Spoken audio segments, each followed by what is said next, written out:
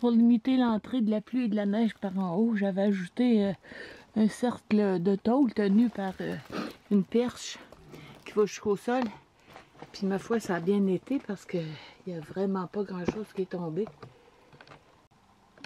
Même que je pense que je vais le laisser en place. Je vais voir si le feu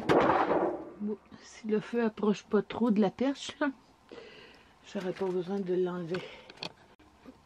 Aujourd'hui, il fait chaud, -5. Mais on va voir ce que ça va donner avec le feu. Je vais procéder à l'allumage selon la méthode recommandée. C'est-à-dire commencer petit.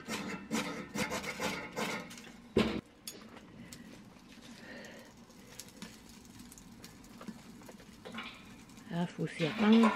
L'écorce de bouleau, ça génère un peu de fumée.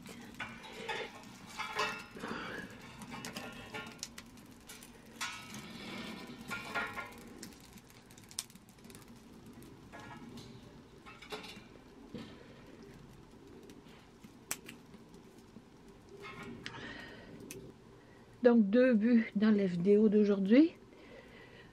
Montrer le fonctionnement, la performance du Stolo Bonfire.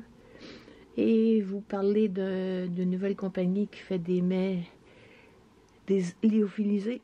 Une compagnie québécoise. Au fond, on procède comme un feu en milieu humide.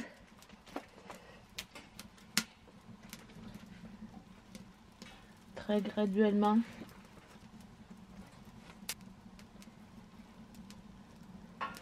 Je vois déjà plus de fumée.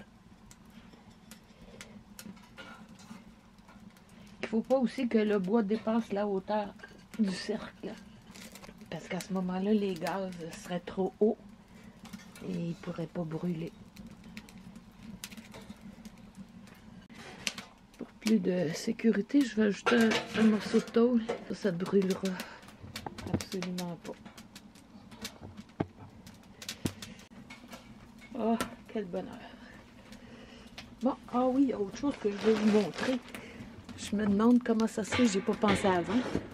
Mais pour réfléchir la chaleur, j'ai mis une couverture all-weather ici, derrière le lit. Donc, ça ramène la chaleur sur moi. Alors, je suis chauffée des deux côtés.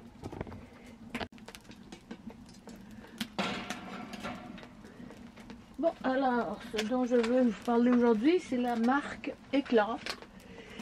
Une compagnie québécoise qui fait des... on voit pas beaucoup, qui fait des mets lyophilisés. Et qui sont une portion.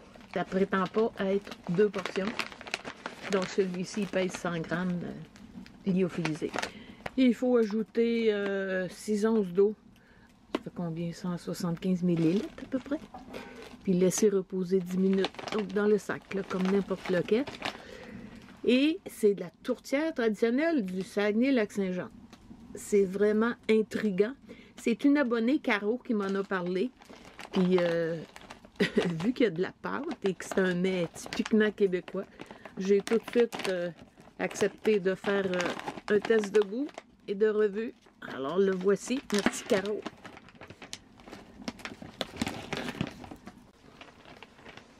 Là au bout déjà, bien sûr.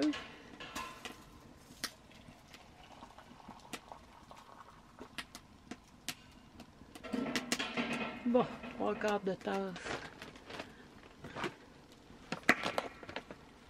dans le sachet. Oh, ça sent déjà bon. J'attends 10 minutes.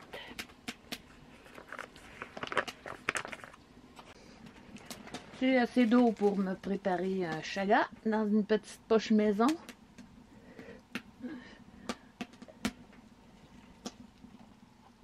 La température continue de monter, même si la porte est entrouverte. Bon, un bon 10 minutes de passé. C'est le temps de tester. La texture ressemble assez à la vraie tourtière du Lac-Saint-Jean. L'arôme est divin. On voit bien les morceaux de viande, les carrés de pommes de terre.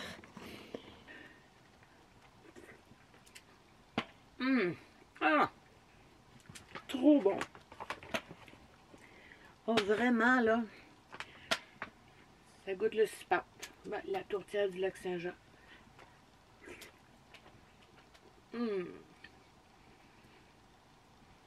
Ah, c'est vraiment bon. Vraiment, là, et sincèrement, c'est aussi bon que le cipat de ma belle-mère. Il y a du bœuf et du porc, il n'y a pas de poulet. Mais c'est très bon. Les morceaux de pâte, ben, c'est comme le vrai cipat. La plus grande partie se mélange avec le jus de la viande, le bouillon. Mais il reste encore des morceaux, puis c'est croustillant. Pour ce qui est du sodium, ça contenait 30% de la valeur quotidienne, ce qui est comparable aussi aux autres marques. Sauf que c'est pour le sachet à peu près entier, alors que les autres marques, c'est pour la moitié du sachet. La compagnie Éclair fait aussi d'autres mets. J'ai acheté la tourtière végétarienne du Lac-Saint-Jean. J'ai hâte de voir ce que ça va donner sans viande. Ils font aussi beaucoup de fruits et de légumes lyophilisés. J'ai acheté ceux que je ne peux pas déshydrater moi-même. Les framboises, parce que c'est plein d'eau, c'est difficile.